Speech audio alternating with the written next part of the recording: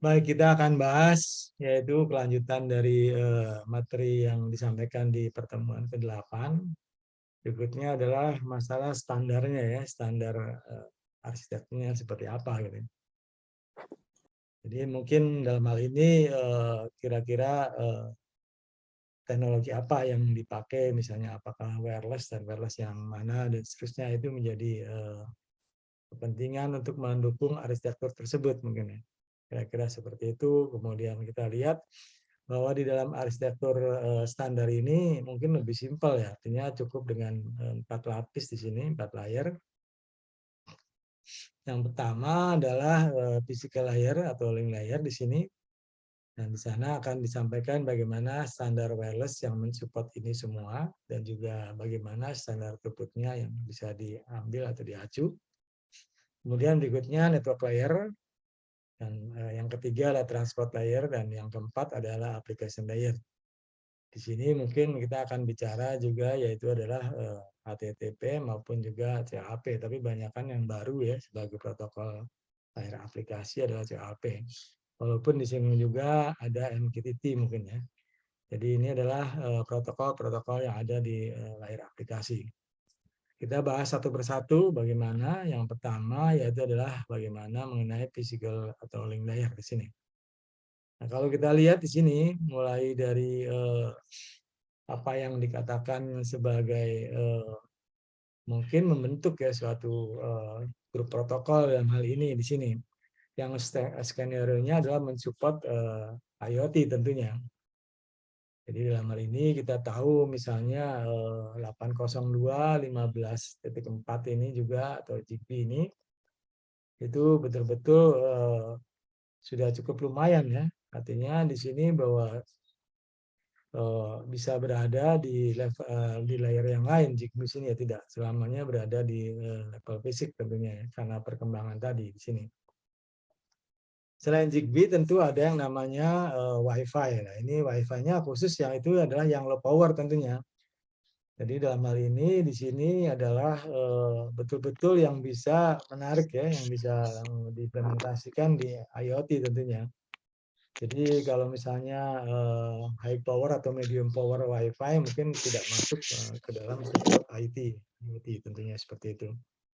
Kemudian selain daripada ZigBee dan juga Wi-Fi, ada berikutnya adalah Bluetooth di sini. Nah, ini yang lebih terkenal karena kita melihat di Wi-Fi juga adalah low power, maka di sini juga dikatakan bukan low power, low energy ya, atau BLE di sini, Bluetooth Low Energy.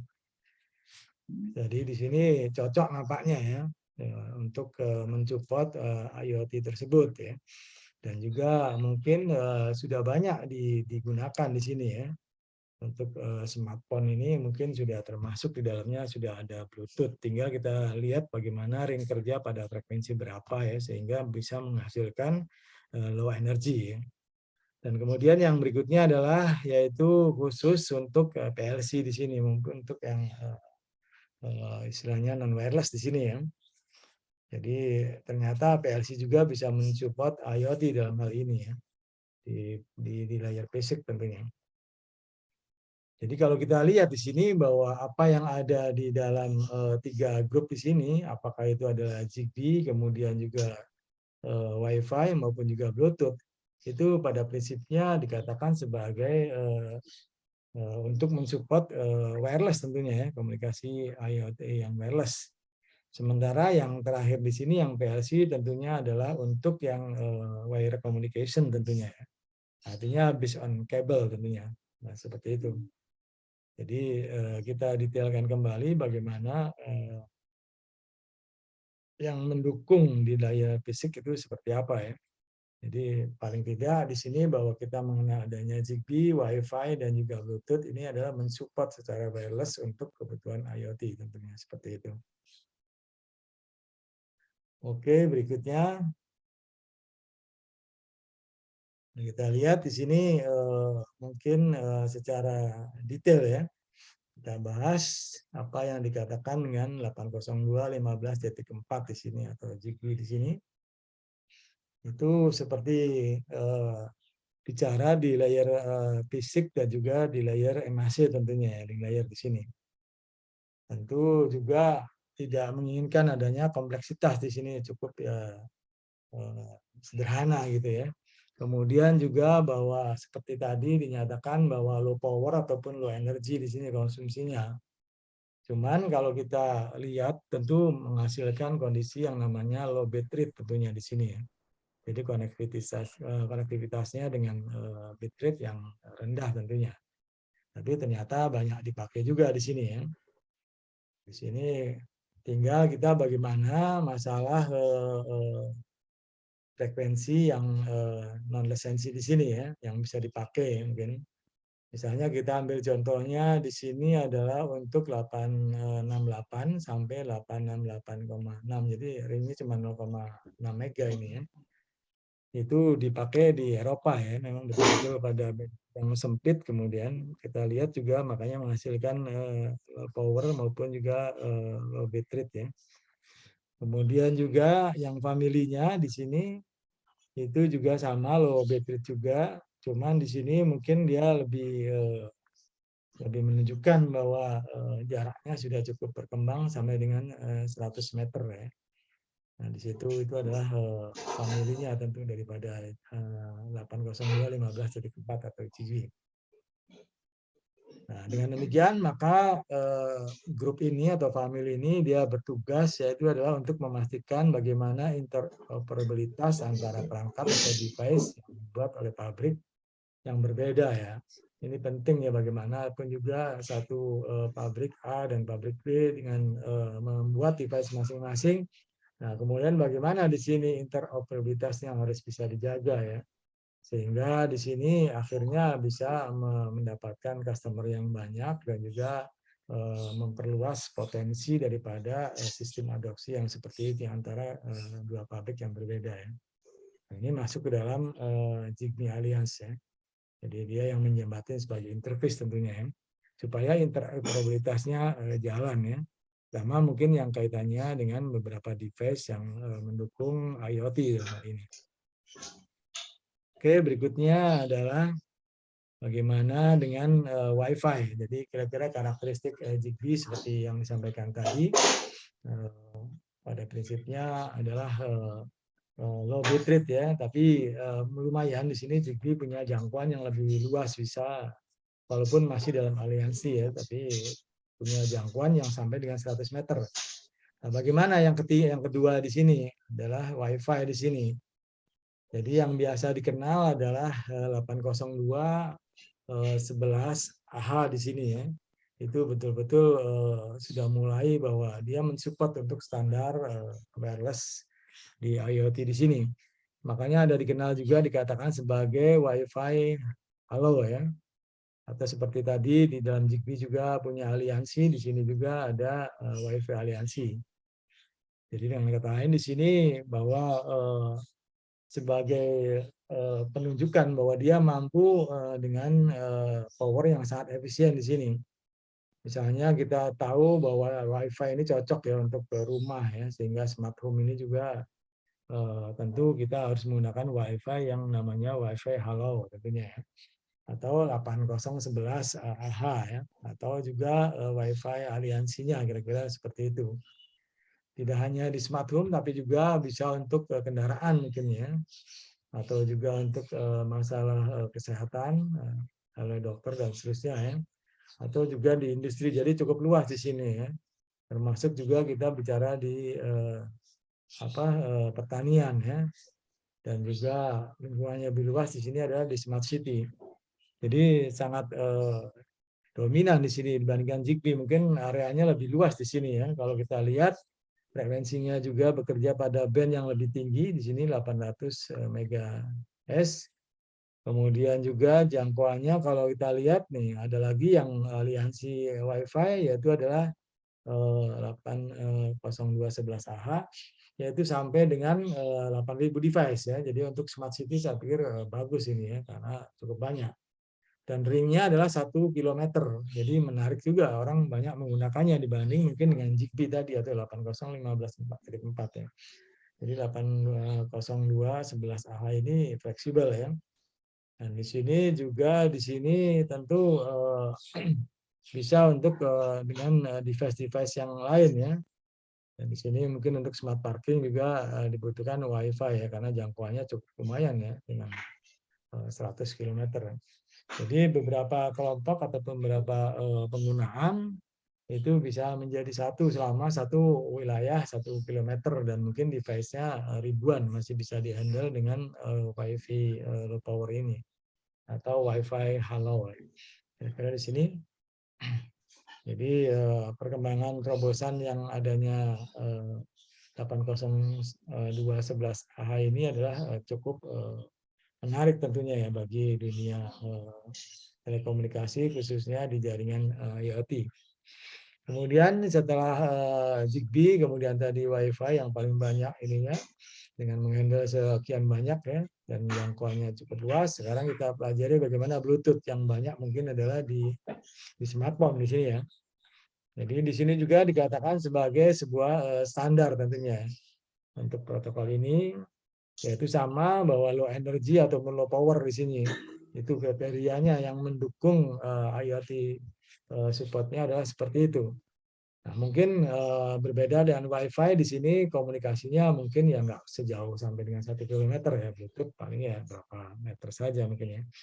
Kira-kira seperti itu. Tinggal kita lihat bagaimana versinya tentunya.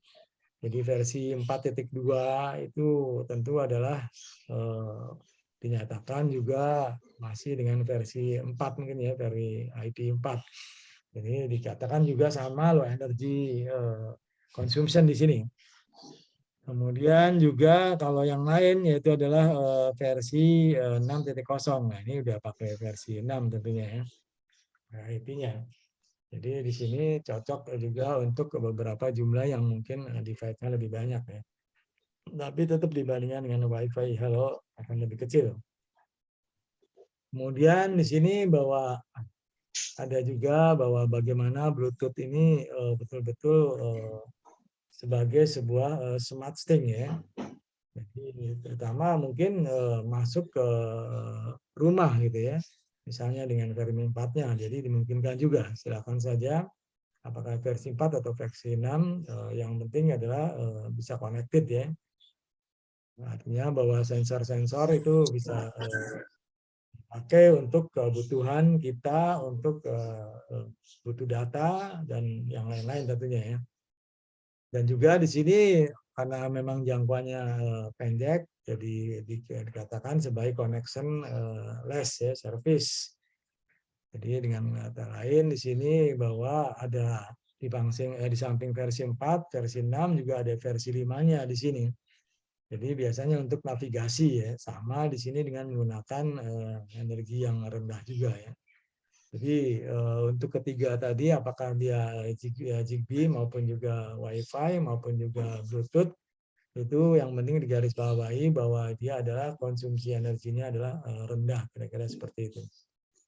Oke, berikutnya juga dikenal Bluetooth ini adalah yang namanya tadi BLE ya di sini ya. Itu betul-betul bahwa pada jangkauan yang rendah, tapi betul-betul konsumsi energinya juga adalah minimal. Sehingga di sini bisa sampai dengan ring 100 meter. Jadi sama dengan tadi Zigbee, ada yang aliansi Zigbee sampai dengan 100 meter ya. Jadi dalam hal ini mungkin lumayan di sini. Bahwa juga adanya keunggulan yang lain di sini, yaitu adalah latensinya sangat rendah di sini ya. Jadi jangkauannya juga lumayan, kemudian latensinya rendah, kemudian juga power untuk transmisinya di sini cukup rendah juga, yaitu maksimum adalah 10 miliwatt ya. Jadi ini juga sangat baik tentunya untuk pendukung daripada aplikasi IoT di layer tadi data link ya, atau physical layer. Oke, kira-kira sampai di situ ada yang mau tanyakan, silakan.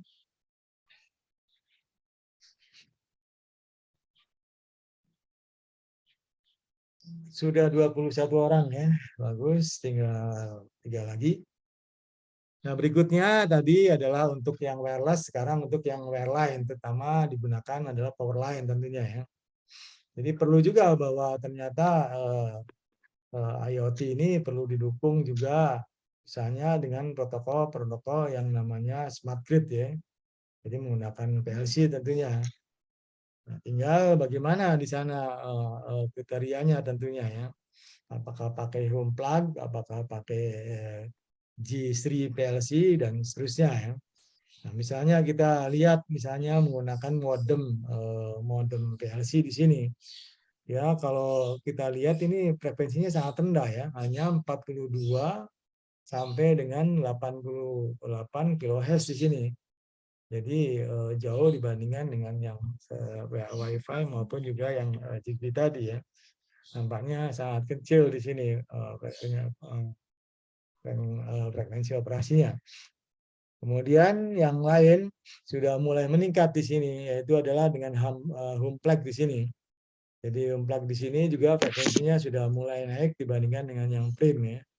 Kemudian sama bekerja sebagai modem PLC itu adalah juga dengan frekuensi yang sempit juga di sini 5 sampai dengan 91 kHz ya. Jadi memang keistimewaan di sini bahwa PLC adalah frekuensinya adalah frekuensi rendah, artinya dipakai dari sumber daripada tegangan rendah ya. Karena kalau tegangan tinggi atau tegangan medium biasanya dipakai untuk kebutuhan listrik, tapi untuk telekomunikasi adalah pada tegangan rendah. Jadi makanya dia bekerja pada frekuensi yang cukup sempit, sehingga di sini dipasang untuk perumahan-perumahan tentunya. Kalau kita lihat ada beberapa perumahan yang sudah menggunakan PLC ya komunikasinya. Jadi di sini juga tentunya wilayahnya kalau nggak salah PLN ya, ada PLN telekomunikasi tentunya di sana juga. Kalau nggak salah dia punya jaringan PLC ini Jawa Bali ya.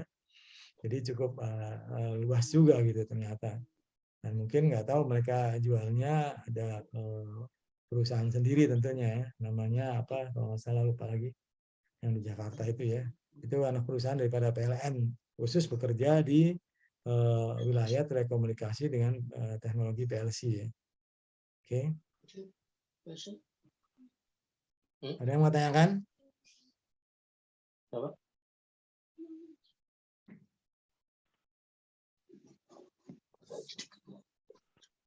Nur Ija sudah datang, Nur Ija. Hadir, Pak. Hadir. Apa nih? Anindita, ada Anindita? Hadir, Pak. Anindita udah ada? Oke. Ivi itu apa? Ivi itu namanya di Anindita? Iya, Ivi Pak. ya? Ivi. Oh, Ivi. Oke. Tasya, ada Tasya? Tasya Paramita ada? Halo Tasya? Ada ya? Ada Tasya Paramita, ada Tasya Busrijal Putri, ada Tasya Busrijal, ada dua juga ini. Hadir, Pak. Ada hadir ya. Iya, Pak. Ini kebetulan apa? Ada hubungannya nggak Tasya ini? Nggak ada ya? Kebetulan aja namanya. Iya, kebetulan Nggak ada. sama. Kebetulan ya nama saya. Iya, Pak.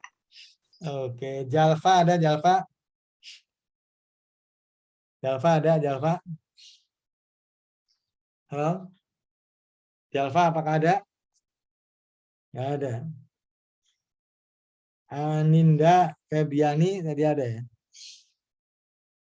Aninda ada? Aninda Febiani ada? Oke. Naufal Tauhid ada? Naufal Tauhid? Naufal Tauhid ada? Nggak ada juga ya. Deva Melita, Deva ada? Deva? Hadir, Pak. Oke. Mutiara Rahmi ada? Mutiara Rahmi ada? Ada? Ada, Pak. Oke. Maulin Nasari ada? Maulin Nasari? Hadir, Pak. Oke. Alvariafi ada? Hadir, Pak. Oke. Sania Uswa ada? Hadir, Pak.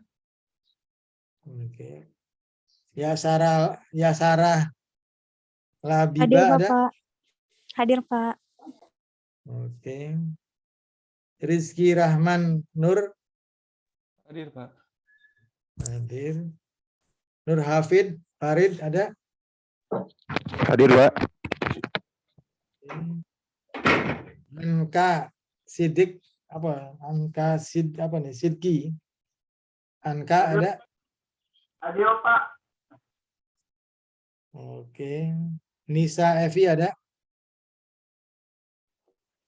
Hadir, Nisa Pak. Evi Faidian ada? Ada ya? Tadi ada ya? Iya, ada, Pak. Koiro Julfa ada? Ada, Pak. Hamdi Aziz ada? Hamdi Aziz? Hamdi Aziz ada?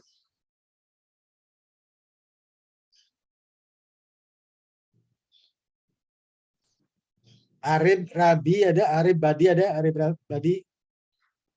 Pagi, Pak. Oke. Arif Haidir? Hadir, Haidir? Pak. Ya, hadir. Oke, sama Arif namanya. Oh, Arif sama Arif beda ya. Iya. Okjata Resi ada? Okjata? Hadir, Pak. Oke. Diansa? Dian tadi ada ya? Hadir, Pak. Oke. Muhammad Irham? Halo, Muhammad Irham ada? Ada. Oke, jadi seperti itu kalau kita lihat juga, misalnya di sini standar wireless kita bisa memilih tentunya ya. Kadang-kadang memang ya kendalanya tadi kan di namanya Tes. teknologi-teknologi tersebut ya masalah Tes. jangkauan biasanya ring ya. Tapi ada sekarang sampai tidak hanya 1 kilo tadi WiFi 1 kilo sekarang bisa sampai dengan 15 kilo misalnya kita menggunakan LoRa atau Node B ya IoT ini luar biasa ini bisa sampai dengan jarak 15 km ya.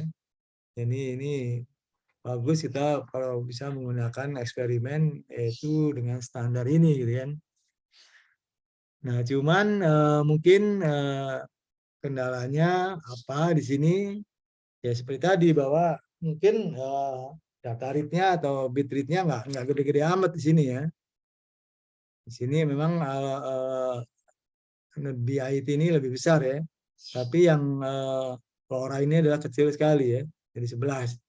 Ya boleh aja data-data yang nggak begitu besar ya boleh menggunakan kedua teknologi tersebut ya. Tapi kalau misalnya kita bicara tentang Zigbee, tentu di sini juga sama, tapi jangkauannya terbatas di sini ya.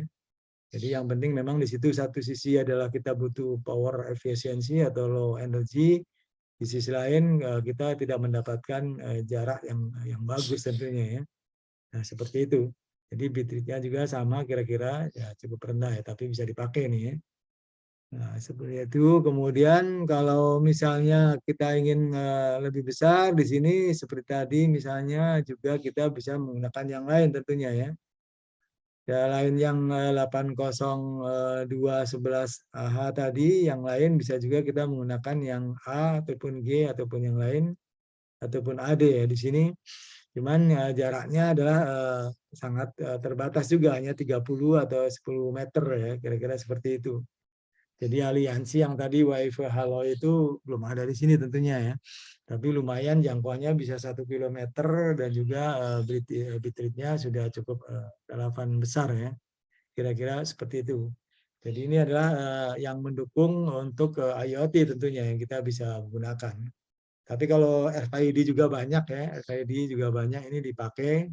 Tapi jaraknya juga lumayan di sini, yang penting maksimumnya mungkin 100 meter ya. Jadi ini adalah yang perlu kita ketahui ya. Jadi kita tinggal mau memilih yang mana ya, karena kita lihat juga bagaimana kondisi throughput yang dihasilkannya tentunya. Nah ini misalnya kalau kita lihat throughputnya adalah seperti ini ya.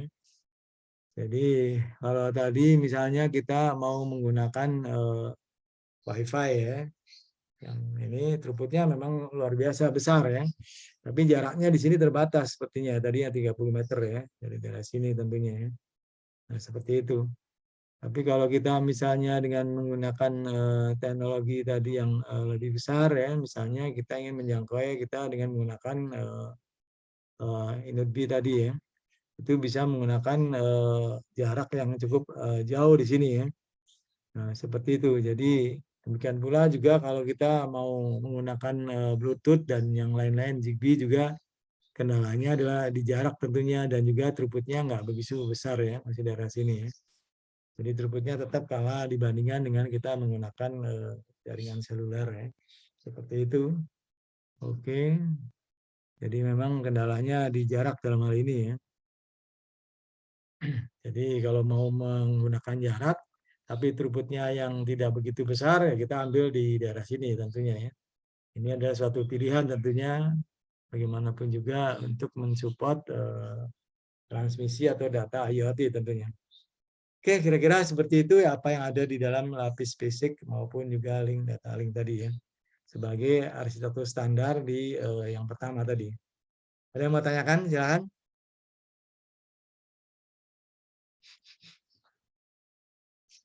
Nah, berikutnya bagaimana di network layer maupun juga transport layer di sini ya. Jadi tentunya juga kita melihat bagaimana layer berikutnya setelah link data layer tadi atau physical layer ya. Nah, kita lihat bagaimana di layer jaringan ini tentunya seperti tadi kita mengenal adanya versi 4 dan versi 6 ya. Termasuk juga di PLC juga ya. Nah, pada prinsipnya sekarang kita tahu bahwa IoT ini sumbernya banyak kan ya, sensor-sensor yang berada atau device-device yang berada di lingkungan atau di environment itu banyak sekali sehingga kita bicaranya tentu adalah jumlahnya triliunan di sini. Makanya pilihannya ya dengan kata lain itu adalah versi 4, versi 6 tentu yang paling baik ya. Itu karena dia juga punya apa istilahnya kelebihan tentunya ya. Jadi di sini kalau kita lihat dari sisi addressing sampai dengan 128 bit ya. Kemudian di sini tentu kita bisa meng-create sebuah IP address-nya yang banyak di sini ya, 3,4 kali 10⁻8 kebayang. Mungkin generasi 10 tahun juga belum tentu habis ya. Yang sekarang memang lagi mulai tumbuh kembang dengan versi 6, apalagi IoT berkembang dengan pesat ya. Kemudian kita tahu bahwa di versi 6 dia punya kelebihan yaitu adalah bisa lokal dan global di sini. Jadi juga yang terkait dengan MAC address-nya juga ya. Itu sudah dicirikan jadi satu terintegrasi tentunya antara dengan IP address dan juga MAC address-nya. Jadi suatu pilihan yang tepat kalau kita bicara di layer jaringan maka mengambilnya adalah versi 6 ya atau IP 6 tentunya seperti itu. Oke. Nah, kemudian salah satu yang spesifik di sini yaitu adalah ini versi 6 seperti tadi bahwa low adalah penting, kemudian wireless tadi jaraknya adalah kita lihat di PAN di sini. Jadi mungkin adalah suatu pilihan tentunya ya. Kalau kita lihat tadi di versi 6 secara global memang mendukung dengan jumlah alamat yang banyak, kemudian juga ada keamanannya juga ya. Kemudian juga di sini yaitu kita lihat bahwa dia mempunyai daya yang rendah tentunya ya. Jadi ini yang dipunya oleh SIG low PAN ini konsumsi dayanya rendah ya. Jadi dibanding dengan teknologi yang lain tentunya. Kemudian ada pembatasan di sini kita lihat yang mengambilnya dari Zigbee tentunya 15.4 yaitu adalah paket size-nya ya. Paket size-nya adalah 127 byte. Segini sebenarnya sudah lumayan tentunya ya. Kemudian juga panjang alamatnya tidak ada masalah dan bandwidth konsumsinya yang dibutuhkan adalah cukup rendah. Jadi ini adalah karakteristik daripada SIG low PAN tentunya ya. Jadi ini cocok berada di layer network di sini ya. Jadi dengan kata lain di sini dia mempunyai yang diperlukan untuk pemeliharaan IP versi 6 melalui WPAN berdaya rendah. Jadi kita lebih pertama tadi di wilayah IP versi 6. Kemudian yang lebih spesifik lagi ternyata yang dikerucutkan dengan daya rendah yaitu ada SIG low PAN di sini. Nah, seperti itu. Kemudian jadi dinyatakan sebagai standar ini. Termasuk juga kalau kita lihat header-nya ada kompresi di sini. Dengan demikian maka terjadi pengurangan overhead tentunya. Jadi paket yang besar itu difragmentasi, dipotong-potong, kemudian ditunjukkan bahwa dengan menggunakan MTU yang versi 6 ini juga memenuhi persyaratan bahwa dia overhead-nya adalah rendah ya.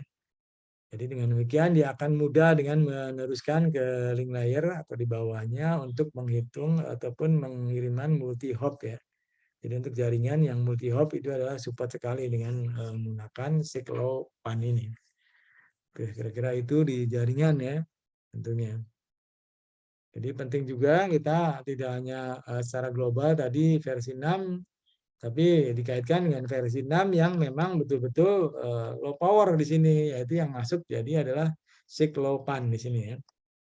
Kemudian yang lain juga kita bicara di protokolnya sendiri di sini, karena kaitannya dengan sebuah spesifikasi tentunya ya. Kalau kita lihat hardware tentunya ya, memori, CPU, storage, baterai life, dan seterusnya. Jadi ini berarti kita tentu juga komunikasi, protokol komunikasinya ya juga akan berlainan tentunya. Jadi yang umum digunakan itu adalah di sini RFID, itu seperti tadi ya, RFID juga bagian daripada wireless tentunya ya. Jadi bisa aktif dan bisa pasif di sana ya, jenisnya. Kemudian seperti tadi WLAN di sini, atau juga Zigbee dan juga NFC. Nah, ini juga sering digunakan di sini ya, di hotel-hotel biasanya pakai NFC. Jadi tinggal deketin kartunya maka pintu akan terbuka. Atau juga dengan Bluetooth ya. Jadi ini adalah masuk juga untuk bisa sebagai protokol di layar 3-nya tentunya. Kemudian di sini juga kita lihat ada yang spesifik tadi. Ini sudah dibicarakan tadi.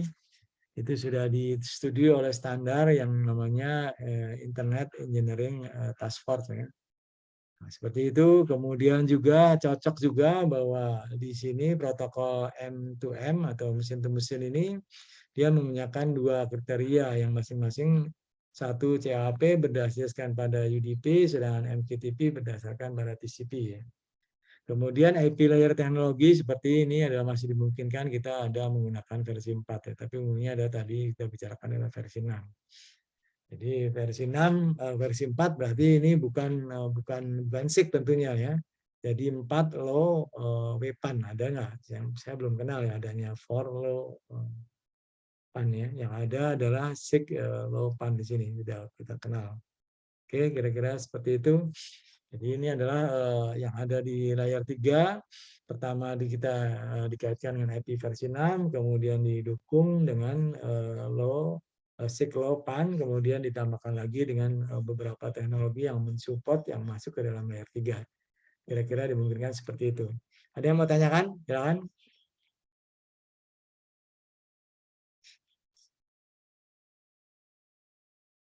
Gimana Nisa? Sudah bisa paham Nisa? Pak. Jadi kalau yang protokol ini dipilih ya Pak itu.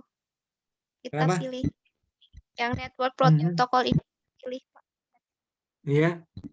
Ya, misalnya kita mau bikin IoT untuk apa? Untuk pertanian gitu kan, kita tinggal milih aja ininya. Mau pakai WiFi, mau pakai Zigbee ataupun pakai apa ya gitu, silakan.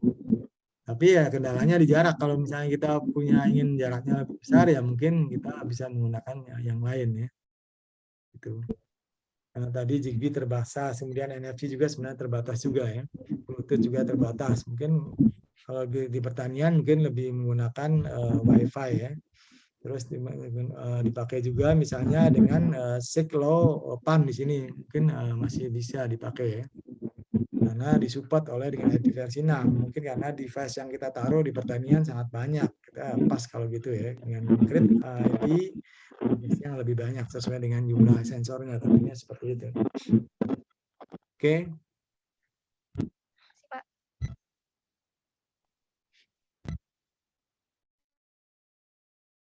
Ya pada prinsipnya bahwa apa yang ada di layar jaringan tentunya juga harus ada protokol yang mensupportnya ya, tentunya seperti itu.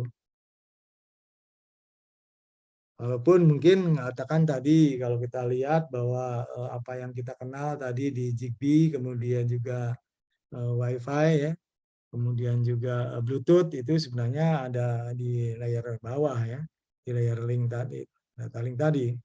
Tapi untuk berkomunikasi tentu kita butuh yang namanya protokol-protokol tersebut ya.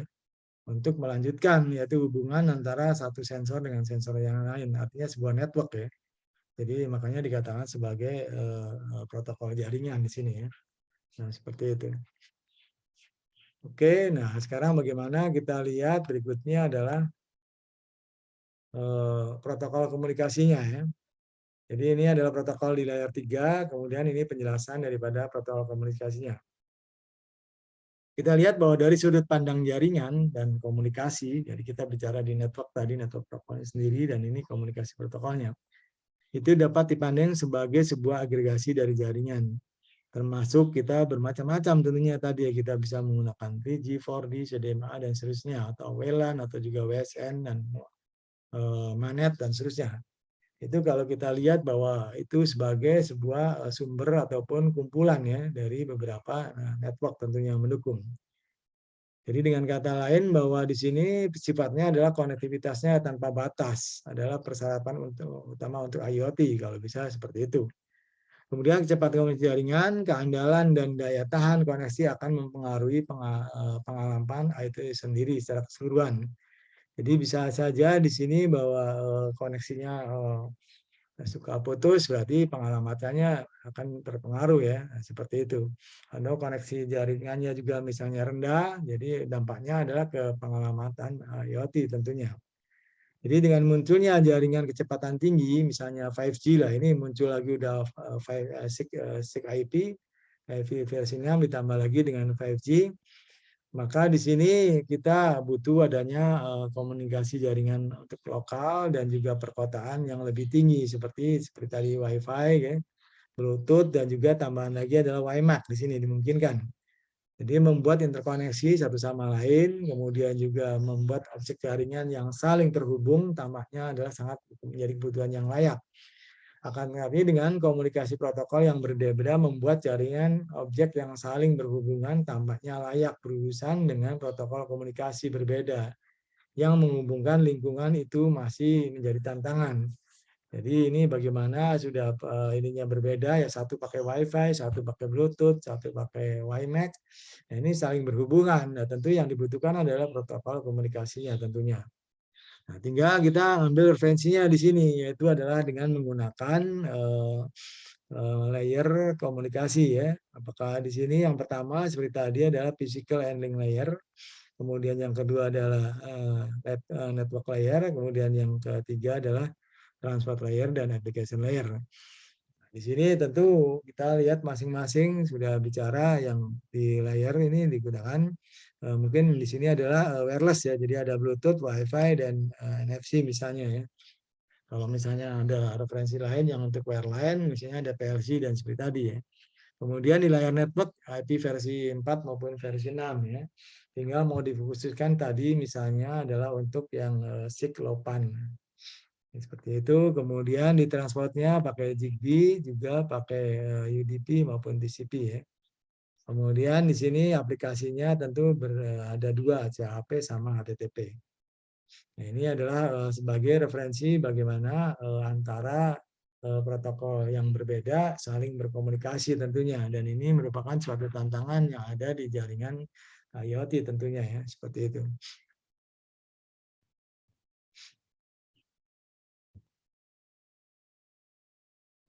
Ada yang mau tanyakan yang di sini yang dikatakan sebagai transport tadi? Atau yang dikatakan sebagai communication protocol tadi? Jadi mungkin sebenarnya communication protocol itu artinya beda di sini. Kalau di sini adalah network protocol, tentu adalah artinya bahwa protokol-protokol yang disediakan di dalam layer network tentunya ya. Nah, kalau ini tentu diinisiasi sebagai bagaimana protokol itu bisa berkomunikasi dengan tadi yang berbeda tentunya. Satu ada menggunakan 5G, satu ada menggunakan WiMAX, satu yang menggunakan Wi-Fi. Nah, itu adalah tentu yang dipakai adalah protokol komunikasinya ya. Seperti itu. Jadi hampir sama sih sebenarnya, cuman dibedakan ininya aja, apa implementasinya ya. Nampaknya seperti itu.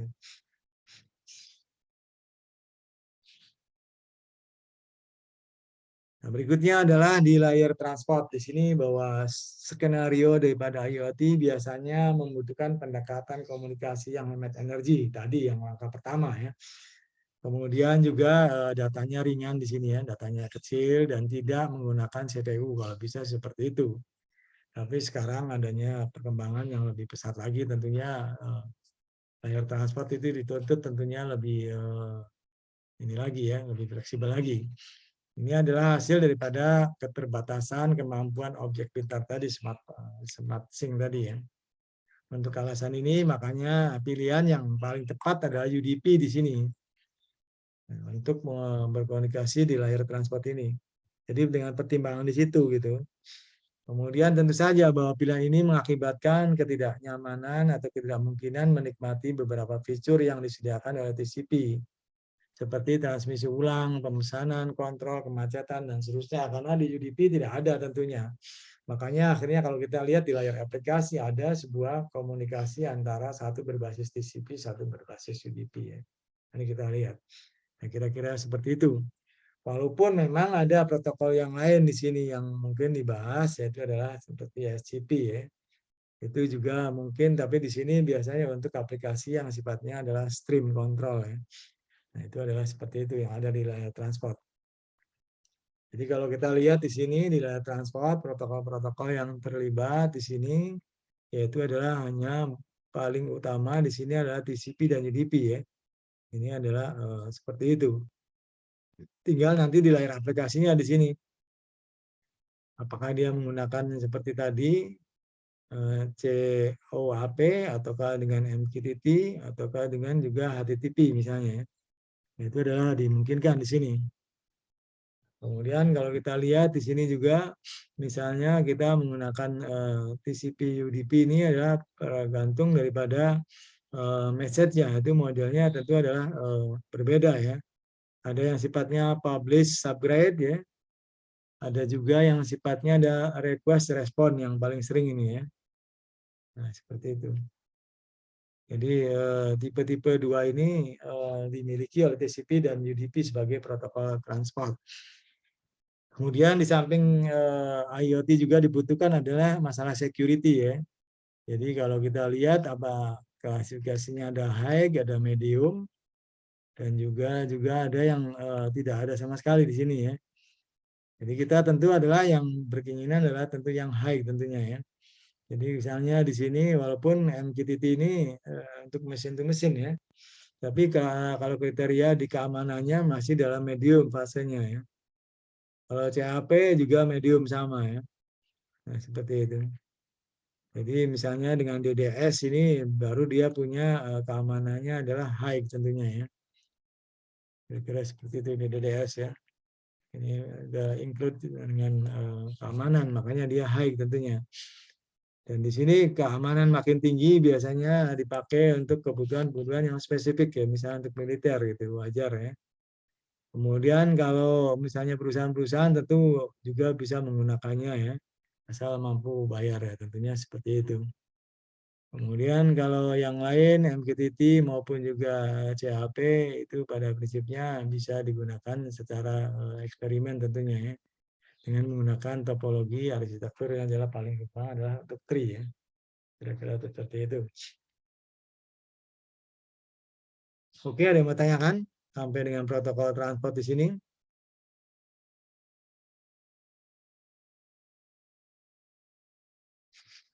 Jadi protokol atau pelayar network sudah, kemudian layar transport sudah yang mendukung, kemudian baru berikutnya adalah layar aplikasi di sini ya.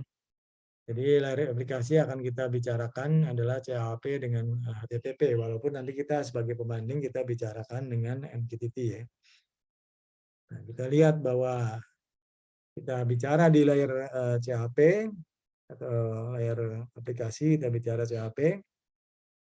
Jadi kalau kita lihat daripada apa yang sudah disepakati di Internet Engineering Task Force ini, maka bahwa dia sangat recommended ya untuk CAP atau Constraint Application Protocol. Jadi protokol aplikasi di layar aplikasi yang memang kemungkinan masalah tadi, yaitu ada keterbatasan energi, ya, low power, ya, bitrate dan seterusnya.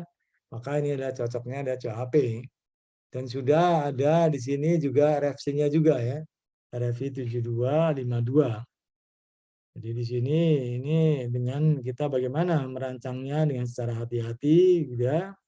Kemudian juga melihat bagaimana tetap aja layar di aplikasi kita harus memperhatikan layar di bawahnya, networknya, kemudian transportnya, kemudian juga yang di bawahnya fisikalnya ya. Karena bagaimanapun juga prosesnya adalah dari bawah ke atas tentunya.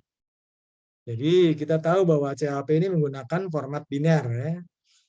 Jadi berbeda dengan HTTP yang berbasis pada teks tentunya. Jadi dengan bahwa CHP mengimplementasikan model komunikasi permintaan tanggap atau client server, jadi sama seperti HTTP ya. Itu prinsipnya adalah seperti itu, makanya match di sini berdampingan untuk dengan HTTP. Jadi prinsipnya juga bahwa bekerja di layar transportnya adalah UDP di sini. Jadi di sini juga dia menggunakan keamanan yang cukup lumayan ya, yaitu ada dengan datagram transport layer security. Jadi sudah menggunakan dukungan dengan message-nya adalah 4 ini ya. Jadi nampaknya sebuah solusi bahwa CHP menjadi protokol aplikasi dengan didukung transportnya adalah UDP dan kemudian keamanannya adalah dengan DTLS, kira-kira seperti itu. Silakan, ada yang mau tanyakan?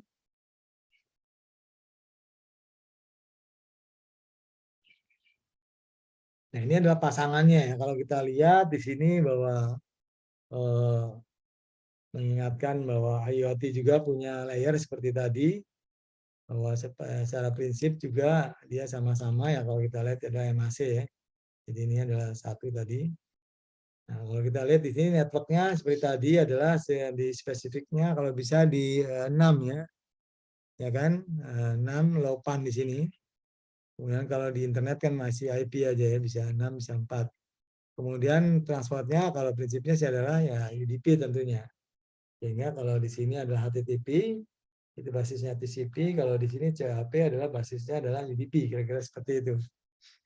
Jadi adalah untuk membuat mappingnya tentunya ya, supaya kedua-duanya baik klien HTTP maupun juga klien CHP itu bisa menjalankan atau bisa saling berkomunikasi, walaupun platformnya yang berbeda di sini.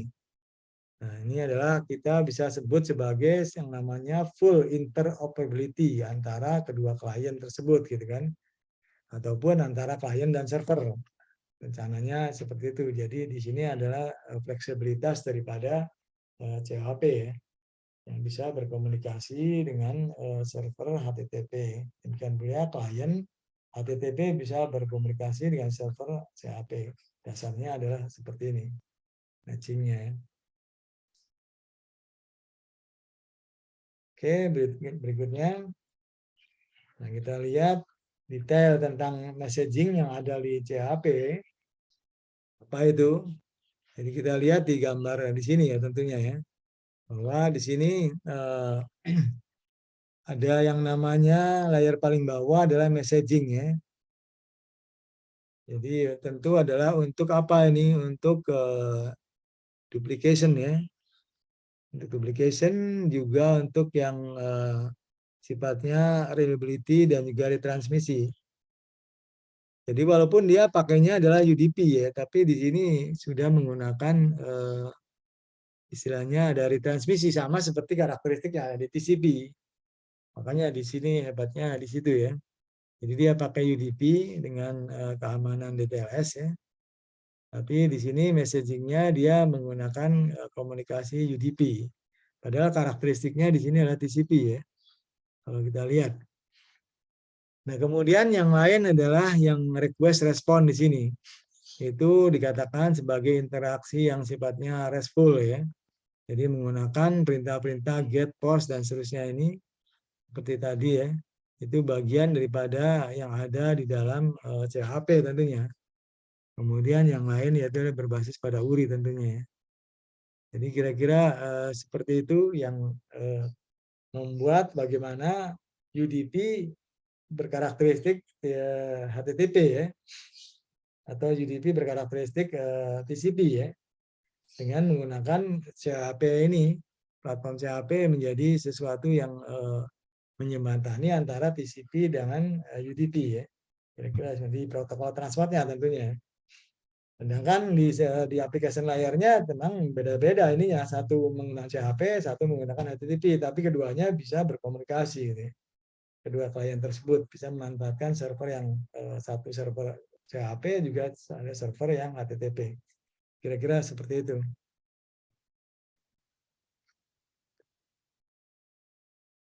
Dengan demikian kalau kita lihat ini adalah perbandingan antara dua protokol tersebut ya.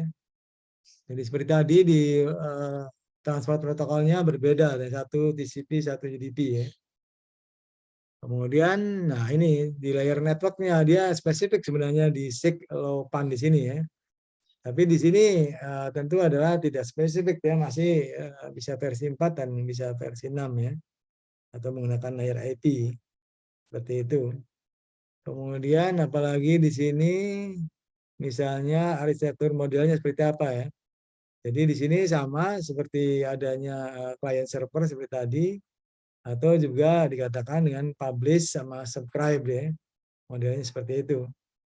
Tapi di sini sama dengan hanya client server saja ya, tidak ada detailnya atau tambahannya berupa publish ataupun subscribe modelnya. Jadi CHP tentu adalah lebih meningkat dibandingkan dengan HTTP kalau dari sisi model arsitekturnya. Nah, seperti itu. Nah, cuman di sini komunikasi sinkron itu tidak begitu dibutuhkan ya di CHP. Kenapa? Karena basisnya adalah UDP tadi. Tapi kalau di sini tentu adalah penting karena dia akan membutuhkan ACK dan seterusnya ya. Jadi HTTP itu dipakai sistem sinkron communication-nya. Nah, kalau di sisi lain kelebihannya itu bahwa di CHP tentu overhead-nya seperti tadi bahwa di 6 di atas network layer tadi dia menggunakan SIG LoWPAN, maka di sini terasa bahwa overhead-nya akan rendah ya, akan lebih kecil.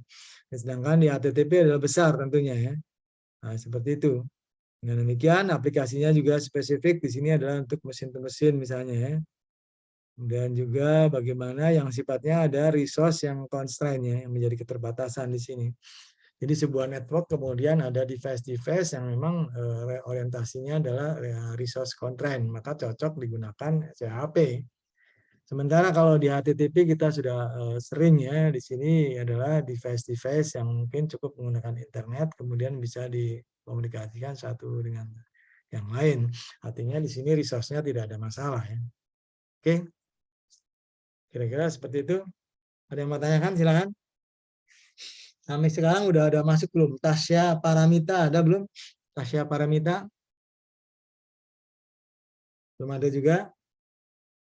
Jalva Maitsya ada Jalva? Jalva belum ada juga. Adinda Febriani ada? Ada Pak hadir.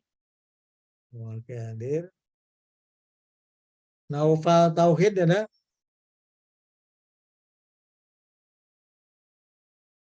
Naufal Tauhid belum ada? Hamdi Aziz ada? Hamdi Aziz? Hadir, Pak. Oke. Muhammad Irham sudah ada belum? Muhammad Irham ada? Oke, jadi yang belum datang sampai sekarang ada 4 orang ya. Oke, berikutnya kita lihat bagaimana detail daripada protokol aplikasi ini, terutama yaitu adalah CHP sama HTTP ya. Tes. Dan Pak Irham hadir, Pak. Warhim ada? Iya, Pak. Oke. Mic-nya tadi rusak, Pak. Mohon maaf. Oh gitu. Oke, jadi 3 orang yang belum datang yaitu adalah Tasya Paramita, Jalva Maitsa, sama Naufal Tauhid ya. Oke, kita lanjut bagaimana dengan kedua protokol tersebut, yaitu kita bandingkan di sini ya. Jadi kalau kita bicara tentang sizing paketnya tentu lebih besar di sini HTTP ya, sampai dengan sekian byte ya, Sementara kalau kita lihat di implementasi dengan berbasis CAP ini sudah mulai menurun langsung gratis ya. Misalnya di IP Vecul udah sampai 100. Atau juga di node B seperti tadi ya, IoT, maka dia lebih kecil lagi. Nah, ini adalah perbandingan daripada HTTP kalau dari sisi sizing-nya, sizing paketnya. Kemudian kalau dari sisi yang lain, misalnya di sini kita lihat bahwa di sini tanpa keamanan tentunya ya. Di sini sudah disertai dengan keamanan, di sini adalah dengan DTLS ya. Itu adalah keamanan, ini juga sama DTLS ya. Jadi di sini pakai TCP ya tentunya ya. Kalau di sini sudah pakai UDP tentunya. Jadi UDP.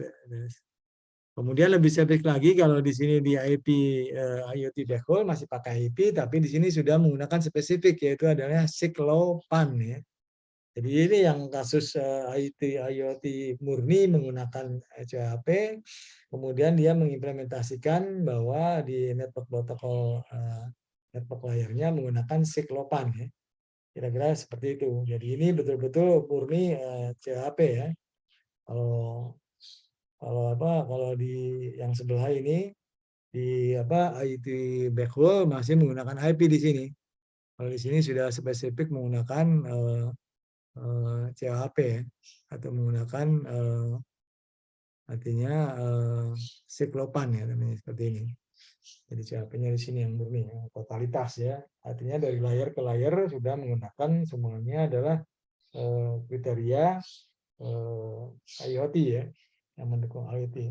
Dari mulai lapisan aplikasinya, dari mulai transportnya, dari mulai networknya, dan juga physical ini tentunya. Kira-kira seperti itu. Oke. Nah, berikutnya kita lihat bagaimana dengan ini. Jadi kalau tadi adalah layer yang ada di masing-masing dan juga sizing bracketnya. Kalau di sini untuk masalah messaging-nya tentunya ya. Messaging HTTP sama CHP. Nah, di sini kalau HTTP praktis saja ya. Request ya, tentu dia akan respon ya antara klien dan server. Kalau di CHP itu adalah bermacam-macam di sini. Jadi ada message yang minta connect ya, kemudian dapat ACK, ini yang paling sederhana. Ada juga di sini adalah betul-betul menggunakan yang lain di sini. Jadi di sini ada sifatnya confirmable non ya, tidak ya. Makanya di sini non messaging, berarti bisa aja antara klien dan server dia menggunakan seperti itu. Tapi kalau yang menggunakan kriteria ini biasanya sudah mengasuk kepada quality ya. Jadi misalnya dengan piggyback maupun juga dengan separated di sini. Jadi masing-masing ada minta koneksi, kemudian ACK, demikian juga pada ini minta koneksi sama ya. Nah, ini adalah untuk kedua-duanya biasanya mengandalkan masalah QoS di sini. Karena lebih ya dibandingkan dengan yang seperti ini ya. Sifatnya di message configurable itu adalah diimplementasikan di dua tempat tentunya ya, di sini ya. Nah, ini lebih quality mungkin yang ditujukan, kita lihat saja. Nah, seperti itu. Jadi jauh lebih simpel kalau kita lihat HTTP di sini ya dibandingkan dengan CHP. Jadi kalau CHP ada beberapa implementasi apakah dengan menggunakan piggyback atau menggunakan separate atau menggunakan message confirmable ya di sini. Kira-kira seperti itu. Jadi kadang-kadang kita melihat juga mirip-mirip apa yang dikatakan dengan CHP ini, mirip-mirip apa yang dikatakan dengan TCP ya, karena dia menggunakan ACK juga di sini ya. Walaupun dia sudah nyatakan bahwa dia adalah menggunakan UDP ya. Tapi ya seperti tadi karena di sini kita melihat bahwa ada suatu kebersamaan yang di sini ya. Jadi ada interoperability di sini antara TCP dan UDP di data transportnya yang dipakai untuk kedua protokol aplikasi tersebut. Kira-kira seperti itu dukungannya. Sehingga dari apa yang kita lihat protokol-protokol yang di IoT sebenarnya ada 3 di sini kalau dikategorikan tentunya ya.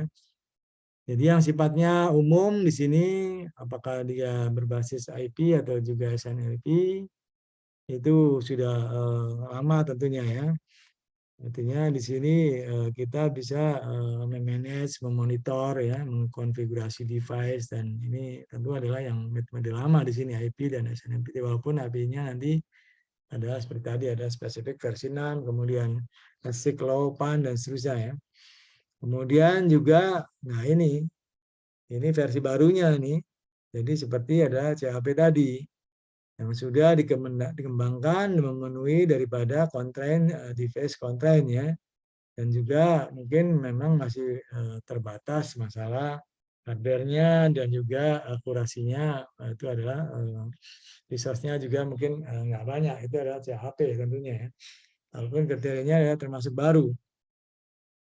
Dan kemudian baru yang muncul di 3 step ini yaitu adalah bagaimana API ya, API protokol seperti yang kemarin sudah ditunjukkan, dan juga dia bisa membangun sebuah bagaimana environment itu dibuat ya menjadi sebuah toolset, karena semuanya adalah program BIS ya, BIS program ya, atau software BIS API ya.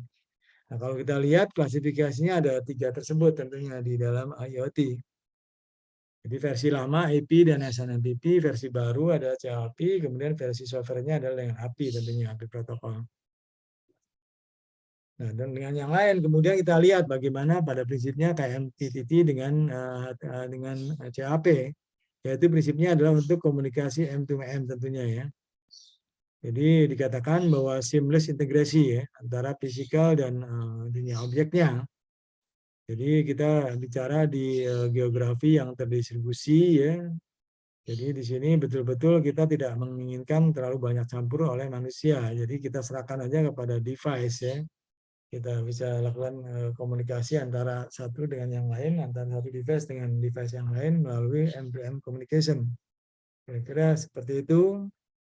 Nah, untuk kita punya keinginan seperti itu. Nah, ini tentu bagaimana antara layer-layer komunikasi ini adalah harus ada harmonisasi fisika, transport, presentation, application ini harus ada harmonisasi ya, sehingga betul-betul bahwa akhirnya berdampak pada bagaimana masalah storage dan juga apa istilahnya lewatnya ke message itu bisa berjalan ya.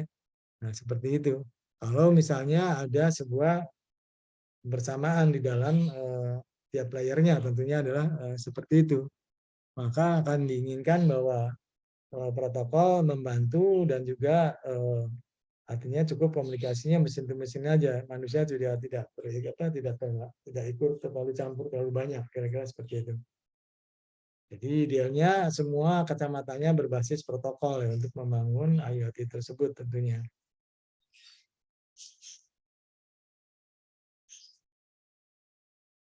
Nah, kalau kita lihat aplikasinya banyak tentunya ya, baik terhadap kehidupan individu, terutama kehidupan sosial, misalnya masalah pengelolaan bencana, monitoring ya lingkungan seperti tadi yang pertanian, kemudian di ladang mungkin ya smart metering itu penting juga.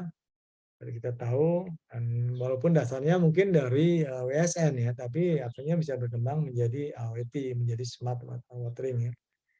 Jadi di sini ya memang menghasilkan sebuah efisiensi energi ya. Nah, seperti itu. Atau dikatakan sebagai smart metering ini. Kemudian dari kategorinya banyak ya. Apakah di smart environment, apa smart city, smart metering, smart water, dan seterusnya ya. Smart home, dan seterusnya, atau e-health. Ya. Ini adalah dilihat dari kategorinya, tentunya akan diluas lagi di sini ya. Dan demikian bahwa kita akan bisa mengelompokkan sebenarnya pengguna-pengguna IT adalah di mana saja. Jadi kita lihat akhirnya bahwa kalau begitu larinya ke perusahaan tentunya ya. Yaitu misalnya di sini, nah ini untuk monitoring dan aquating. Jadi perusahaan-perusahaan yang bekerja di monitoring atau wilayah zona monitoring dan aquating ini juga menggunakan IoT sangat tepat. Kemudian proses bisnis dan analisa data. Nah, ini juga sangat tepat juga ya. Mungkin untuk kebutuhan keuntungan perusahaan tentu dia akan menggunakan itu. Kemudian informasi yang sifatnya bersama-sama dan konsumsi yang sifatnya adalah kolaborasi. Jadi ini juga dimungkinkan ini ya menggunakan IoT tentunya. Jadi sebagai optimisnya bahwa IoT adalah sudah masuk ke ranah beberapa teknologi maupun juga beberapa industri ataupun juga beberapa pengguna tentunya ya. Nah, ini performansi protokolnya kita lihat masing-masing sudah cukup detail ya. Terutama antara ketiga protokol tersebut, HTTP, CAP, dan juga MTTP ya. Jadi kalau kita lihat memang paling baru adalah CAP, jadi ditemukannya 2013-2014. Kira-kira kan baru distandarkannya 2014, jadi dia paling lama standarnya, kira-kira seperti itu. Jadi yang MQTT masih dengan mirip dengan HTTP, yaitu adalah menggunakan TCP untuk protokol transportnya. Nah ini adalah beberapa kelebihan tentunya ya. Ini QoS supportnya kalau kita di HTTP kan murni ya, happy ya, jadi dia tidak mensupport. Tapi kalau di CAP adalah tadi, karena juga kita lihat bagaimana dengan adanya message tadi ya. Jadi di sini juga mendukung QoS tentunya, termasuk juga yang MQTT di sini ya, protokol tersebut. Ini bisa lihat bagaimana level-level QoS-nya. Jadi CAP jauh lebih baik ya, masuk ke level 3, level 2. Kalau di MQTT mahnya level 3, masih lebih rendah ya. Sedangkan yang di HTTP tentu adalah TCP base ya tentunya, seperti itu. Jadi komunikasinya device to cloud itu HTTP atau juga cloud to cloud juga HTTP. Kemudian M2M yang device to device yaitu adalah di CAP. Sementara device to cloud itu adalah untuk MQTT. Kira-kira seperti itu. Dan lain-lain ini banyak lagi detailnya, Anda silakan bisa dilihat ya kira-kira kelebihan antara masing-masing ketiga protokol itu adalah seperti itu. Oke, sampai sini ada yang mau tanyakan?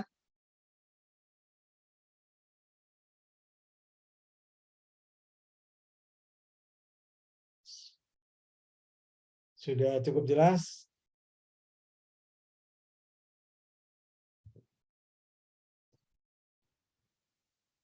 Nah, oke, kita untuk melihat ini coba kita pelajari bagaimana untuk yang implementasi ketiga protokol tersebut ya.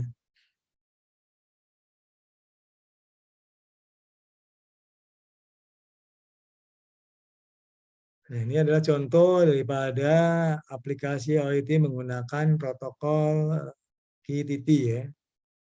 Jadi kita lihat di sini seperti tadi ya bahwa pertamanya adalah subscribe ya. Subscribe itu yang pertama ya. Jadi sebuah customer atau laptop ini ingin mendapatkan informasi dari sebuah sensor temperatur misalnya ya. Jadi dia minta. Nah, teman di sini kalau di MQTT itu ada brokernya di sini ya. Jadi dia lewat dia dulu gitu kan. Kemudian maka dihasilkan di sini. Yang kedua adalah publish di sini. Jadi di sini publish kaitannya topiknya apa, temperatur gitu ya. Maka dihasilkannya hasil temperatur ini adalah besarnya sekian ya. Maka akhirnya dikirim lagi ke yang minta tadi, kira-kira seperti itu ya. Demikian pula perangkat yang lain, misalnya tidak hanya laptop, tapi juga mobile device atau handphone, smartphone juga sama, bisa subscribe ya, minta hasil daripada sensor tersebut ya, yaitu adalah dengan menggunakan temperatur atau juga kelembaban dan seterusnya. Sehingga di sini betul-betul bisa melayani beberapa customer atau device yang membutuhkan informasi daripada sebuah sensor. Kira-kira seperti itu MQTT ya. Oke.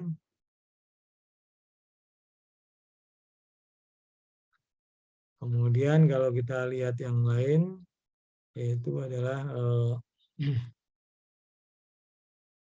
HTTP di sini ya.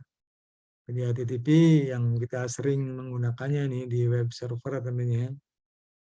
Itu adalah sering kita sudah menggunakan atau mengimplementasikan kemarin di UTS yang ada ya. Jadi prinsipnya kita bagi di sini untuk memudahkannya ini adalah betul-betul sensor ya. Sensor yang lain apakah berada di tempat yang jauh dan seterusnya ya. Ataukah sebuah kendaraan juga kita sebut sebagai sumber daripada data.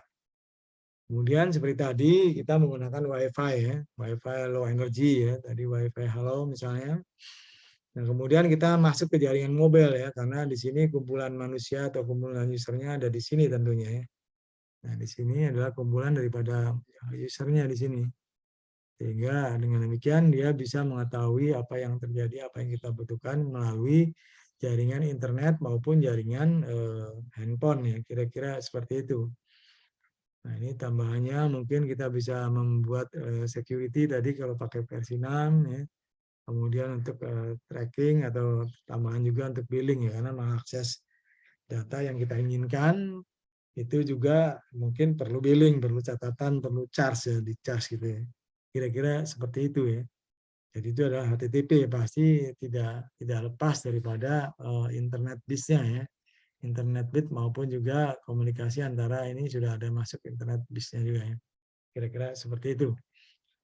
Oke, jadi HTTP seperti tadi dia tidak hanya mesin ke mesin tapi cloud ya. Jadi dia bisa di sini ada implementasi, ada juga physical, ini adalah lebih luas ya, kan juga pabrik, industri pabrik ya. Jadi HTTP memang skupnya lebih luas dalam hal ini karena seperti tadi dia menggunakan banyak misalnya masih versi 4 ya, belum versi 6, tidak ada masalah gitu. Jadi ini adalah HTTP seperti itu ya.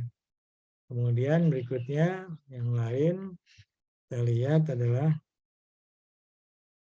nah ini adalah contoh daripada CHP di sini. Jadi seperti CHP tadi adalah prinsipnya itu adalah low energy tentunya ya. Kemudian juga bahwa di sini sama client server, cuman di sini client servernya sudah spesifik seperti adalah CHP sendiri dan juga server CHP ya. Kira-kira seperti itu.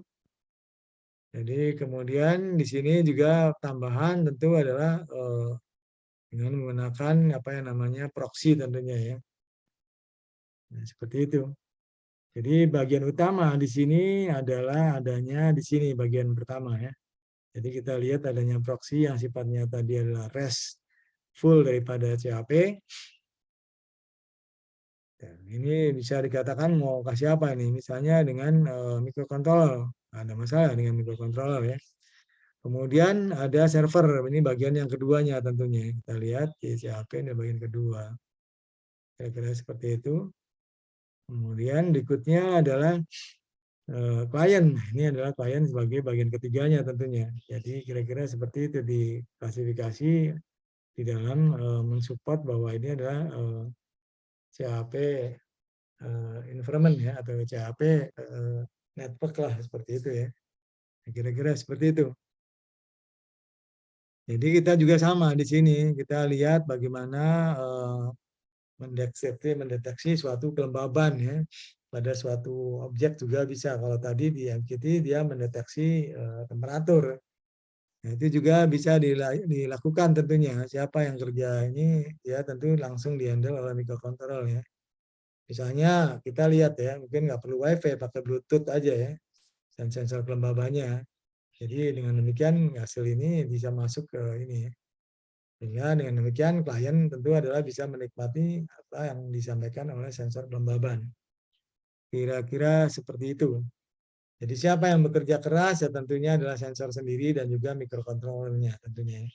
Dia akan melakukan adanya komunikasi ya dari hasil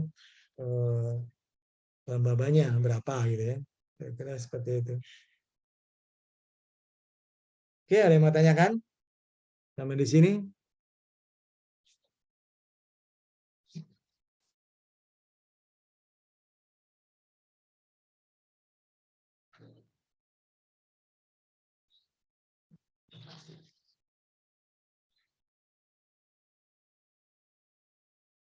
Arif Haidir, gimana Arif Haidir, sudah paham belum?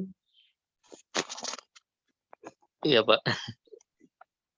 Gimana, ada yang mau tanyakan nggak dari kita belajar di standar arsitektur gitu kan, di layar-layar fisik, layar network, layar transport, sampai layar aplikasi.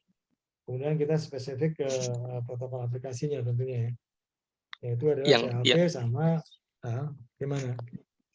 Yang tadi paling Pak mau nanya, maksudnya PLC itu yang maksudnya PLC apa ya, Pak? Hmm. Ya pada prinsipnya dia bekerja sama dengan WiFi ya. Jadi dikategorikan masuk ke dalam link fisik atau link layer gitu. Seperti itu. Jadi dia membawa ya data-data ya fisik-fisik istilahnya bit-bit 0101 seperti itu informasinya. Jadi PLC selalu ada ini apa di jaringan PLN tapi di tegangan rendah itu bisa dipakai untuk komunikasi itu. Seperti itu. Jadi Kalau untuk komunikasi yang biasa singkatannya apa juga bisa. PLC-nya? Power line control. Oh, power line. Atau power line communication juga bisa. Ya, PLC adalah seperti itu. Jadi untuk komunikasi yang lain yang biasa juga bisa, tapi juga untuk komunikasi IoT juga masuk gitu. Dengan pertimbangan tadi karena dia bekerja pada frekuensi yang rendah ya. Yang frekuensi yang rendah berarti mungkin yang bit-bit kecil untuk mengambil data aja. Misalnya kita ingin mengambil data yang ada di Bali misalnya, kita ada berada di Bandung.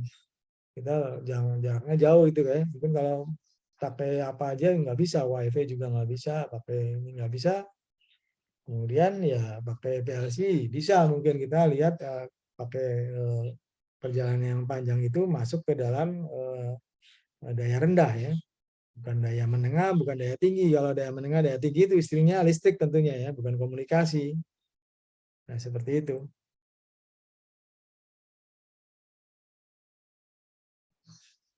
Ya ini memang jarang dipakai ya, artinya karena kita orang Telkom itu nggak bisa masuk ke PLC. Yang masuk ke PLC tentunya orang PLN tapi bagian Telkom gitu kan.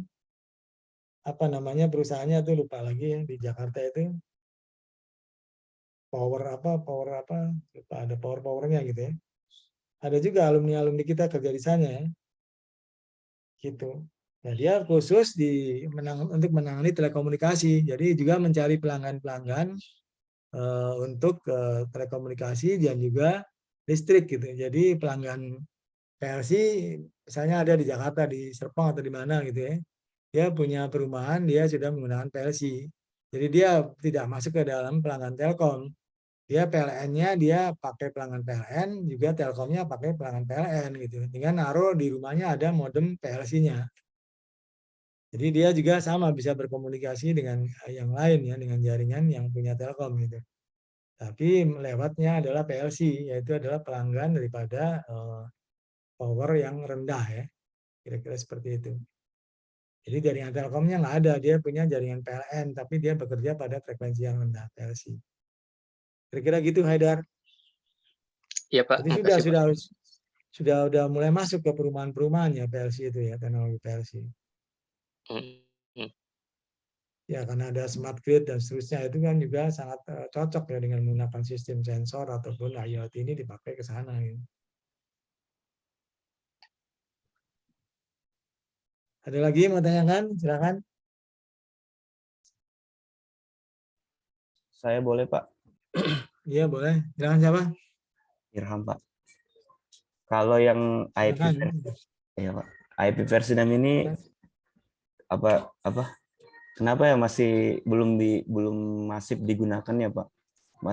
Kita masih pakai IP versi 4 gitu Pak. Padahal ini udah sangat maju banget Intel teknologi gitu Pak. Kayak di Windows, contoh lah kayak di Windows 10 itu kan kalau kita connect sama internet itu masih defaultnya masih IP versi 4 ya. Maksudnya kenapa masih menggunakan versi 4 gitu Pak? Belum default ke versi 6 gitu. Iya, karena memang ya itu kebijakan daripada provider jaringan atau juga operatornya juga gitu ya. Jadi memang masih langka sekali sampai ke klien gitu ya. Tapi kalau kesananya, server kesananya dia biasanya sudah menggunakan versi 6 gitu. Jadi nampaknya seperti itu. Jadi masih pakai translasi ya. Jadi pakai translasi di sisi antara device perangkat yang server maupun juga router dan seterusnya. Kemudian menuju ke kliennya itu masih bisa berjalan dengan versi 4 gitu. Jadi di sisi ke atas, di atas klien itu sebenarnya sudah masuk semuanya versi 6 gitu. Nah, seperti itu. Jadi di perusahaan-perusahaan industri seperti tadi juga seperti ini kemungkinan ya dia di sisi server maupun juga routernya di dalam jaringan yang industri itu sudah masuk ke versi 6. Tapi di sisi kliennya diusahakan masih versi 4 juga masih jalan gitu. Jadi ada translasi di sini ya. Apa model tunneling atau apa model yang lain itu dimungkinkan. Itu permainan daripada ini si operator mana sama vendornya ya. Selama itu masih bisa di-create bahwa versi 4 masih dipakai untuk klien ya nggak ada masalah gitu. Kira-kira seperti itu. Nanti suatu saat akan menyebar sampai ke klien ya. Jadi memang terasa bahwa kita klien seperti tadi kita menggunakan Windows berapa gitu kan. Masih versi 4. Iya betul masih versi 4 tentunya seperti itu. Itu adalah proses daripada konversi atau translasi misalnya dengan menggunakan tunneling dan seterusnya itu masih jalan. Ya mungkin disediakan untuk customer masih ataupun klien masih menggunakan versi 4. Kira-kira seperti itu. Pak, terima Tapi kasih. kalau di device itu kemungkinan itu sudah di-create ya. Sudah di-grade masuk ke versi 6 seperti tadi bahwa sudah standarnya itu adalah menggunakan tadi IP versi 6 sebagai addressing-nya, kemudian protokolnya digunakan misalnya adalah tadi SIG LoWPAN tadi ya. Itu menjadi kriterianya untuk IoT. Itu baik di industri maupun juga di yang lain biasanya adalah seperti itu. Oke. Ya, jadi kalau kita di sisi klien, Anda tadi menggunakan Windows berapa ya, Windows 10, Windows 11 tetap masih menggunakan versi 4. Ya. Oke, Pak. Oke, ada mau tanyakan lagi? Yang lain, Ilham? Izin Juga Pak, sudah bertanya, cukup Pak. puas ya? Iya, silakan. Yang terkait tadi Pak, yang power line communication, kan ada isu low energy ya Pak. Nah, kalau misalnya kita menggunakan sistem line power communication itu, bukannya kita pakai aliran listrik ya Pak, sehingga Iya. meningkatkan power consumption-nya. Makanya di PLC itu udah dipisahkan dari yang berdaya rendah atau power frekuensi tinggi itu masuk ke medium ya. Itu untuk konsumsi listrik. Tapi kalau yang rendah itu adalah masuk ke dalam telekomunikasi gitu. Kira-kira seperti itu. Jadi nggak akan membebani, nggak akan menyatakan bahwa PLC itu menjadi bagian yang tidak efisiensi ya energinya, konsumsinya karena dia bekerja di tegangan rendah ya. Seperti itu PLC. Jadi ada sendiri mungkin materi PLC ya panjang lebar di sini. Kalau kita lihat coba ya.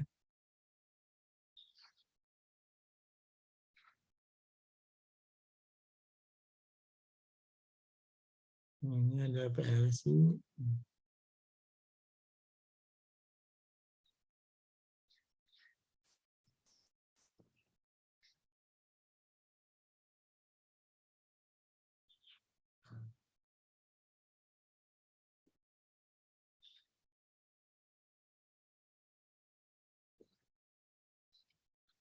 Nah, ini adalah PLC ya tentunya. Nah, di sini memang khusus di sini bahwa dia akan memisahkan, kalau kita lihat ya ini langsung aja. Nah ini.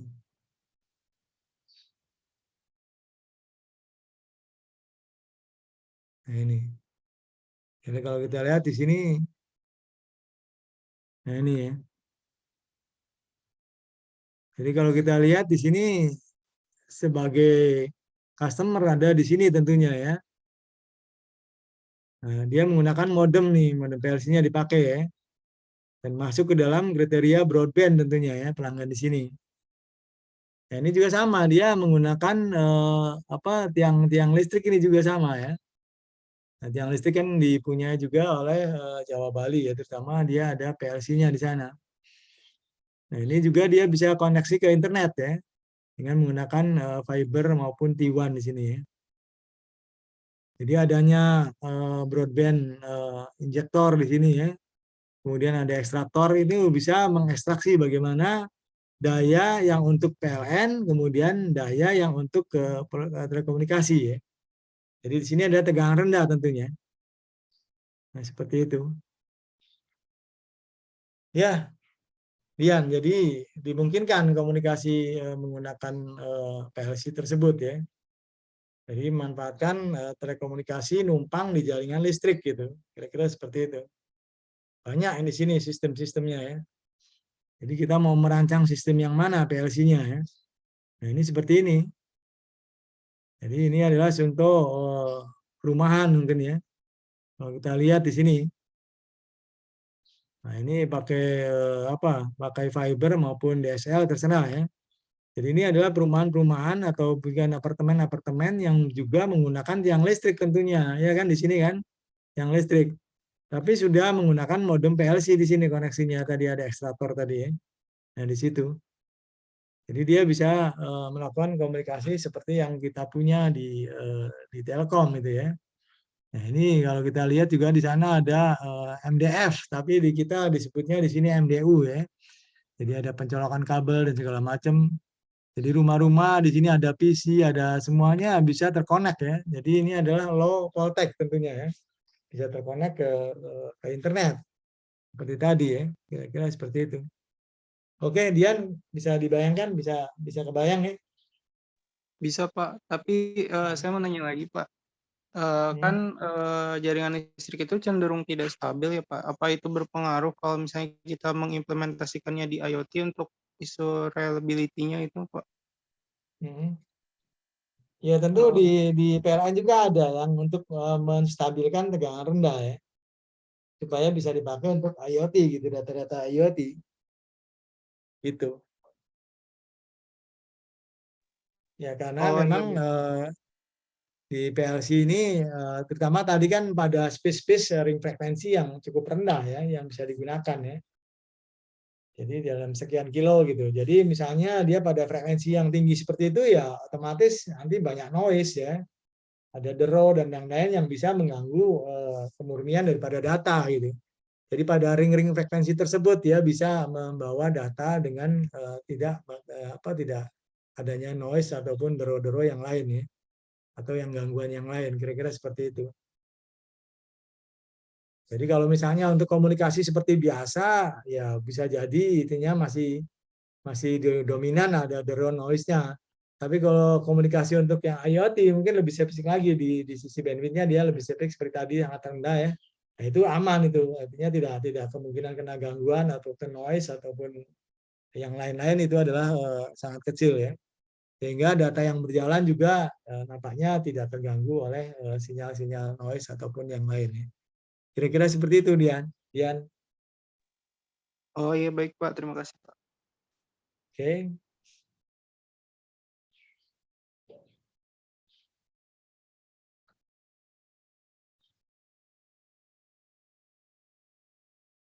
Nah, ada yang lain juga sebenarnya yang cukup menarik di sini adalah masalah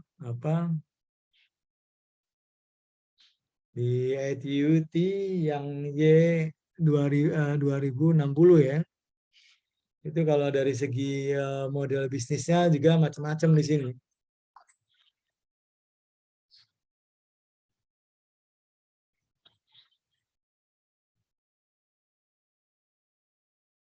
Nah, macam-macam di sini kalau kita lihat. Jadi yang model pertama di sini kalau kita lihat adalah dengan semuanya oleh operator ataupun oleh pemain ya salah satunya di sini. Yaitu seperti tadi ada provider di sini ya, ada provider device, ada provider network, ada provider aplikasi dan juga ada platform di sini. Jadi mirip dengan kalau yang tadi adalah dengan network tentunya, tapi di sini platformnya adalah integrasi menyatukan gitu. Bentar. Kemudian di sini yang seperti tadi adalah kaitannya dengan customer di sini ya. Itu adalah model yang pertama tentunya. Jadi memang selalu terpisah di sini bahwa di customer dia sudah menggunakan aplikasi dan juga bisa mengakses apa yang seperti tadi kita inginkan ya, kelembaban, temperatur dan seterusnya. Itu kalau segi bisnis bisa membangun seperti itu. Bisa juga dua operator yang berjalan di sini ya, ada yang A dan B di sini ya, pemainnya dia lepas di sini. Jadi dia hanya 1, 2, 3 ya. Jadi di device, network, dan katakan ini adalah platform ataupun dari transport, tapi sifatnya ada aggregation yang menyatukan, mengintegrasikan. Dan di sini baru aplikasi providernya di sini ya, terpisah dia. Nah, boleh juga begitu ya. Jadi di sini banyak perkembangan bagaimana model bisnis itu adalah dibangun. Bisa juga melibatkan bagian-bagian yang tertentu ya. Karena mungkin di sini bisa dilakukan oleh satu operator saja, kemudian yang lain di bagian antara device dan aplikasi juga dilakukan oleh operator yang lain ya. Silakan aja, jadi dimungkinkan masing-masing ya. Nah, seperti itu ya. Jadi bisa juga bahwa operator yang lain itu mulai dari device, platform, dan juga aplikasi. Kemudian networknya mungkin karena sering kita menggunakan seluler ya, apakah WiFi, apakah wireless, jadi bisa terpisah untuk satu operator sendiri. Jadi misalnya operator yang biasa menangani misalnya Telkomsel gitu kan, dia mau menjadi network provider saja. Kemudian yang lainnya diserahkan ke pihak yang lain ya. Itu adalah modelnya diperbolehkan ya. Atau sekaligus kita bisa membangunnya dengan tiga pemain ya di sini.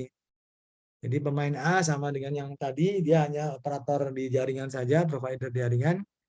Kemudian karena mungkin integrasi tidak gampang, maka diserahkan ke pemain B di sini, platform. Kemudian yang device sama aplikasinya dia dihandle oleh satu pemain C. Jadi sama dengan yang model bisnis yang sini ya, yang ketiga ya, yaitu bahwa aplikasi dan device-nya dia handle. Oke, kira-kira itu yang bisa disampaikan. Jadi mudah-mudahan dengan adalah pemahaman model bisnis ini kita sudah punya bayangan bahwa bagaimana keberadaan masing-masing, apakah di aplikasi, apakah di device, apakah di network, ataukah juga di transport atau di platform ini memang kira-kira seperti itu ya bermainnya gitu. Rasanya sulit itu menjadi satu operator membangun seperti yang dilakukan oleh pemain A ini. Dari end to end, dari device sampai ke aplikasi dia menghandle sendiri. Nanti masih banyak problem. Misalnya dia tidak mampu menyelesaikan problem di jaringan dan seterusnya, atau di aplikasinya dan seterusnya. Misalnya ada trouble, kita mana wilayah CHP, mana wilayah HTTP, mana wilayah MQTT. Lah ini kan sudah cukup rumit sebenarnya kalau dihandle semuanya oleh satu pemain. Kira-kira seperti itu. Oke, sampai di sini saja mungkin yang bisa saya sampaikan. Mudah-mudahan untuk minggu depan Anda semua bisa langsung bertemu dengan Pak Nyoman ya, dari pertulian 10 sampai dengan ke-14. Jadi nanti di UAS itu saya kasih 2 soal, kemudian Pak Nyoman biasanya ngasihnya studi kasus ya. Jadi menyelesaikan suatu problem, misalnya kita punya sebuah pertanian tadi misalnya ya. Kemudian mau nyari masang sekian, ingin mencari kelembaban atau temperaturnya dengan beberapa sensor. Nah, kemudian kita suruh desain biasanya seperti apa ya, sampai dengan membuat RAB-nya ya, rencana anggaran belanjanya kira-kira berapa gitu kan. Dan kira-kira bagaimana rancangan Anda, validasinya seperti apa ya. Menggunakan microcontroller Raspberry atau apa ya, silakan di situ nanti kira-kira sampai ke sana. Dari tahapan-tahapan dari mulai perencanaan sampai implementasi sampai dengan studi kasus, kira-kira hasil maksimalnya ada seperti itu. Ya, kira-kira itu yang bisa saya sampaikan. Mudah-mudahan semuanya Anda berhasil sampai ke N ya, sampai ke UAS, kira-kira seperti itu. Nanti akan saya kasih tugas lagi ya, satu lagi dari saya ya. Oke. Begitu saja ya yang bisa saya sampaikan hari ini. Mudah-mudahan Anda tetap menyelesaikannya sampai perkuliahan yang terakhir dan sampai ikut dengan UAS ya. Dan mohon maaf bila ada masalah dari pertemuan dengan saya selama 3 kali sebelum UTS dan 2 kali setelah UTS ya. Terima kasih. Saya tutup dengan mengucapkan alhamdulillahirrahmanirrahim. Assalamualaikum warahmatullahi wabarakatuh. Oke, sampai ketemu di UAS ya. Nanti yang UAS soalnya yang koordinatornya adalah saya. Oke ya, terima kasih ya. Ya sama-sama, yuk monggo saya izin ya, saya close.